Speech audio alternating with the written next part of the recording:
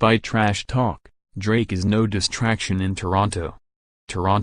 Kevin Durant won't give Drake any recognition as a disruptive force when playing games against the Toronto Raptors. Drake was stationed in his usual courtside seat on Saturday when the Golden State Warriors visited Air Canada Centre in Toronto. In typical fashion, he heckled Durant and other players throughout the game, which the Warriors won in a 127-125 nail-biter.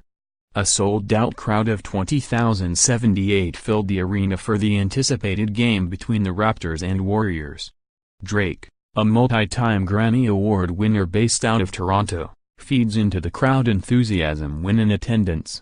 When Durant was asked about how Drake's presence influences the game, though, he downplayed the notion of any real impact.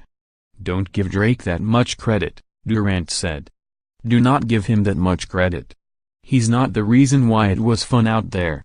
He does bring a different element to the game, someone that's so close to the organization and the city. Everybody realizes it when you play here in Toronto.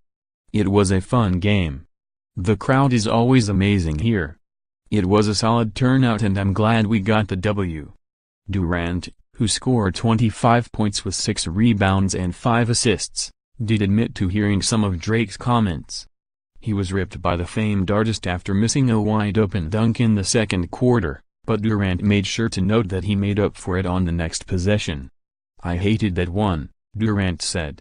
"I had to ignore him because I heard he was talking some trash on the sideline.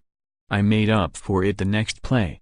Despite Drake's comments from the stands, there are no signs of any ill will toward Durant. In fact, there appears to be a great deal of affection.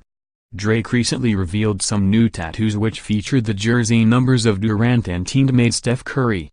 Durant is clearly aware of the tattoo, but he had no desire to touch on it. "I'm not talking about no other man's tattoo," Durant said emphatically.